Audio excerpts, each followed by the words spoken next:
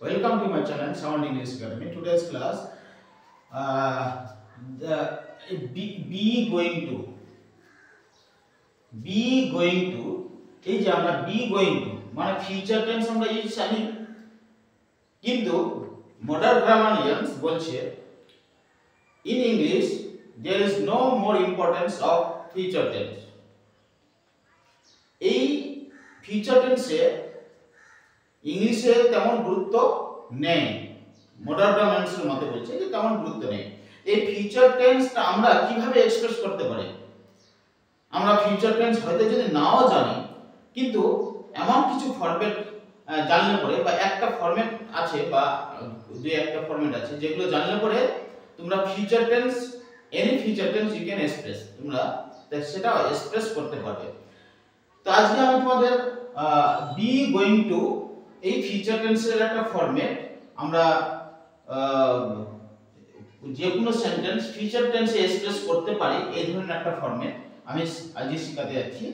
বলছে when the subject intends to perform an action, যখন একটা সাবজেক্ট পরিকল্পনায় ইন দ্য ফিউচার ভবিষ্যতে একটা কাজ করবে সেই ধরনের একটা পরিকল্পনা নেয় and has already made some preparation for the action, এবং কাজের জন্য একটা অলরেডি প্রস্তুতি শুরু করে দেয়, or have positive sense in future, অথবা ফিউচারে হবে এই ধরনের কিছু পজিটিভ সাইন দেখা যাচ্ছে, সেই ধরনের ক্ষেত্রে আমরা বি গোয়িং টু এই ফরম্যাটটা আমরা ইউজ করতে পারি।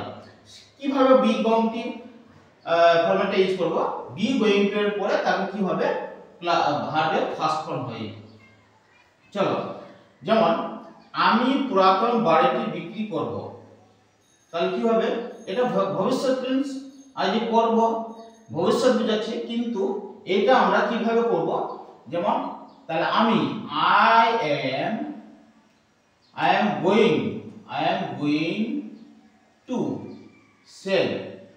I am going to sell my old house. এই যে I am going to sell, এই যে বি ভার্ব এম গোয়িং তারপর টু এর পরে ভার্বের first form I am going to sell my old house। এই যে ফিউচার টেন্স বোঝাচ্ছে, কিন্তু আমি কি করছি? I am going to sell my old house। এটা একটা আমি ফিক্সড করে নিচ্ছি যে আমরা বিক্রি করতে যাব, ফিউচার এবং পজিটিভ সাইন্স বোঝাচ্ছে অলসো, সেই ক্ষেত্রে আমরা এই ফরম্যাটে বি গোয়িং টু ইউজ করব। দেন আগামী দিনে আমরা একটা নতুন দোকান খুলব, আগামী দিনে আমরা একটা, তাহলে উই তাহলে উই এর পরে কি হবে? উই আর গোয়িং টু খোলা, তাহলে we are going to open, ভার্বের first form we are going to open কি একটা নতুন দোকান, এ নিউ শপ কবে? টুমরো, এই যে tomorrow. So we are going to, এই যে আর গোয়িং টু তারপর ভার্বের ফার্স্ট ফর্ম। সো এই যে am going to, are going to, is going to, মানে be verb going to plus ভার্বের ফার্স্ট ফর্ম, এই ফরম্যাটে যেমন আমি খেতে যাব I am going to eat, আমি নাচতে যাব I am going to dance, আমি গাইতে যাব I am going to sing, আমি পড়তে যাব I am going to read, আমি স্কুলে যাব I am going to school. এই যে একটা ফরম্যাটে আমরা বিভিন্ন ধরনের সেন্টেন্স আমরা এক্সপ্রেস করতে পারবো। তবে এই বি গোয়িং টু কি এটা পাস্ট টেন্সে ইউজ করা যাবে না? এটা একটা প্রশ্ন। হ্যাঁ, যদি বি গোয়িং টু পাস্ট টেন্সে ইউজ করা যাবে, যদি আমাদের ইন্টেন্ট হয় যে আমরা কোনো একটা কাজ পাস্টে করতে যাচ্ছি কিন্তু দুর্ভাগ্যবশত করতে পারলাম না, সেই ক্ষেত্রে আমরা এই বি গোয়িং টুটা ইউজ করতে পারবো। যেমন we were going to watch a movie, but we did not get a taxi। আমরা একটা মুভি দেখতে যাচ্ছিলাম কিন্তু ট্যাক্সি পেলাম না, গেলাম না। হওয়ার সম্ভাবনা ছিল, মানে ঘটার সম্ভাবনা ছিল কিন্তু ঘটল না। এই সেন্সে আমরা past tense B going to past tense use করতে পারবো। হ্যাঁ, তাহলে কি বললাম, we were going to watch a movie but we could not get a taxi, that is past, be going to past form। এইভাবে আরো বলা যায়। যেমন তারপরে আরেকটা ফরম্যাট, সেটা হচ্ছে action in the future, that is time fixed for a future plan or arrangement। ভবিষ্যতে কোন একটা কাজ হবে, তার টাইম ফিক্সড হয়ে গেছে বা একটা পরিকল্পনা হয়ে গেছে, টাইম ফিক্সড হয়ে গেছে, সেই ক্ষেত্রে আমরা তাহলে কি আমরা ফিউচার টেন্স ইউজ করব না কি কোন টেন্স ইউজ করব, সেটা একটা খুব গুরুত্বপূর্ণ। আমরা অনেকেই ফিউচার টেন্স ইউজ করি, কিন্তু সেই ক্ষেত্রে ভুল, সেটা ফিউচার টেন্স ইউজ করাটা ভুল হবে। তাহলে আমরা কি কোন টেন্স ইউজ করব, যদি এক্সপ্রেস করবে ফিউচার টেন্স, কিন্তু ফিউচার টেন্সে আমরা ওটাকে লিখব না। তাহলে আমরা সেটা কিভাবে এক্সপ্রেস করব, যেমন আমরা আগামী রবিবার কলকাতা যাব। এই যে যখন টাইম ফিক্সড হবে, অর্থাৎ কোনো একটা কাজের জন্য টাইম ফিক্সড হয়ে যাবে, সেই ক্ষেত্রে আমরা কিন্তু প্রেজেন্ট ইনডিফিনিট টেন্স বা প্রেজেন্ট কন্টিনিউয়াস টেন্স ইউজ করব। যেমন আমরা আগামী রবিবার কলকাতা যাব, তাহলে টাইম ফিক্সড হয়ে গেছে, তাহলে উই লিভ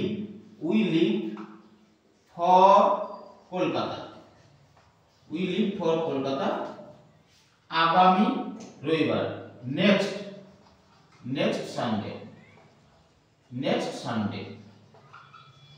ঠিক আছে। এই নেক্সট সানডে মানে কোন দিনের আগে যদিও অন বসে, কিন্তু এই যে নেক্সট যেহেতু আছে, নেক্সটের আগে কখনো কোনো প্রিপারেশন বসে না, ঠিক আছে। তাহলে কি বললাম, আমরা আগামী রবিবার কলকাতা যাব, ভবিষ্যৎ বোঝাচ্ছে, ভবিষ্যৎকাল বোঝাচ্ছে যাব, কিন্তু আমি কি বললাম, we live for Kolkata next Sunday. এই লিভ ফর কলকাতা আমি এটা প্রেজেন্ট ইনডিফিনিটে করলাম। এই টাইম ফিক্সড যদি থাকে, প্রেজেন্ট ইনডিফিনিটই করা বেস্ট। তবে এইটা প্রেজেন্ট কন্টিনিউয়াসও করা যায়। যেমন we are living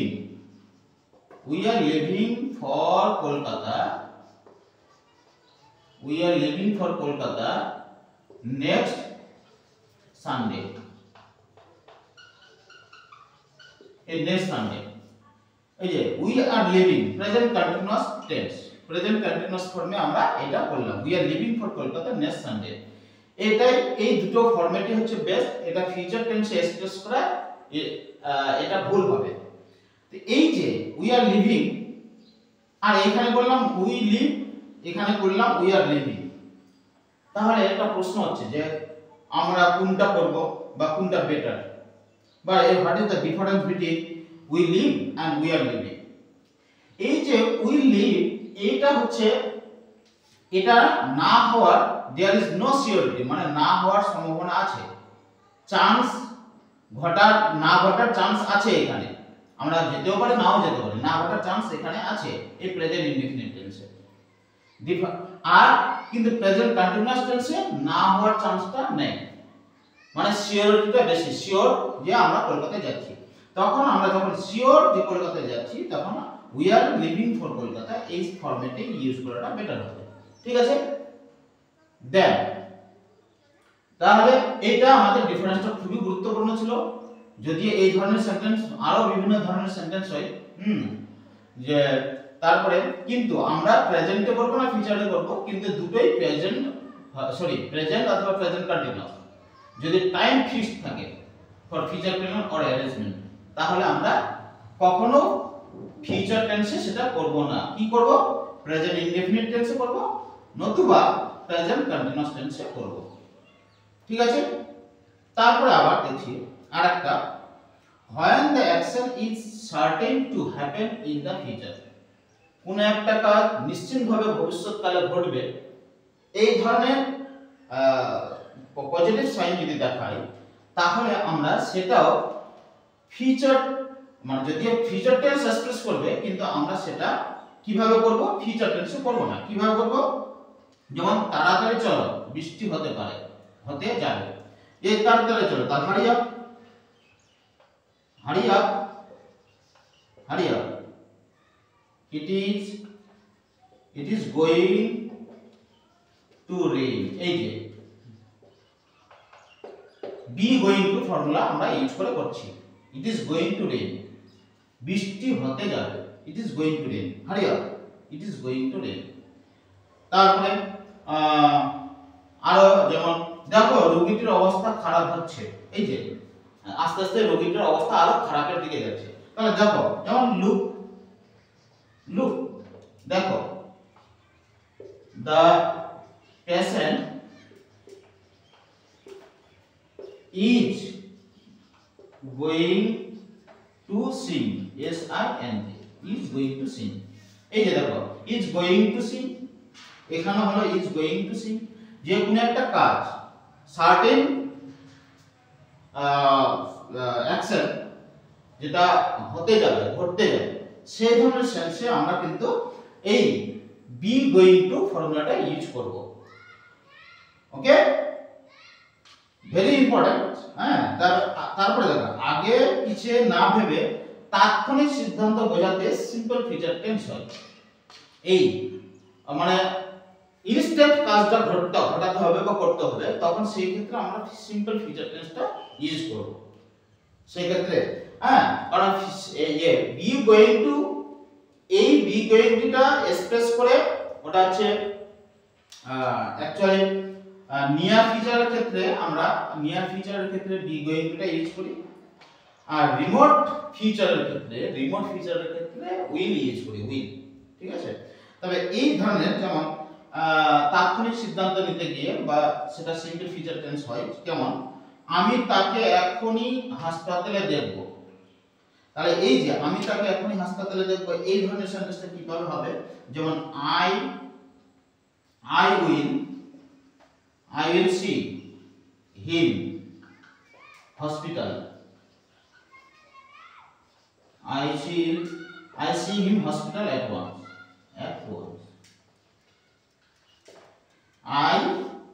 I will see him hospital at once। এখানে উইল জোর দিয়ে বোঝার ক্ষেত্রে, বলার ক্ষেত্রে আমরা উইল ইউজ করতে পারি, উইল বা সেলের বা সেলে ইউজ করতে পারি, কিন্তু উইলটা আরো একটু জোরপূর্বক মানে ইউজ করতে গেলে আমরা এমফাসাইজ করার জন্য আমরা উইলটাই ইউজ করি।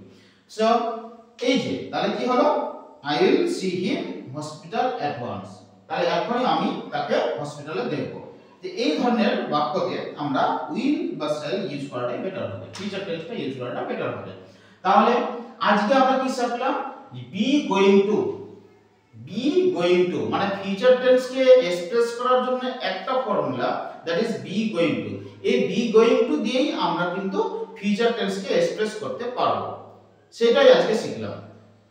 যেমন আমি বললাম যে আমি খেলতে যাব, পড়তে যাব, নাচতে যাব, গাইতে যাব, এই যে যাব ফিউচার টেন্স হচ্ছে, এক্সপ্রেস করছে ফিউচার টেন্স, কিন্তু আমরা করছি বি গোয়িং টু এই ফর্মুলা দিয়ে। So it is today's class. If you like my class, please subscribe my channel Sound English Academy, and thank you all of you.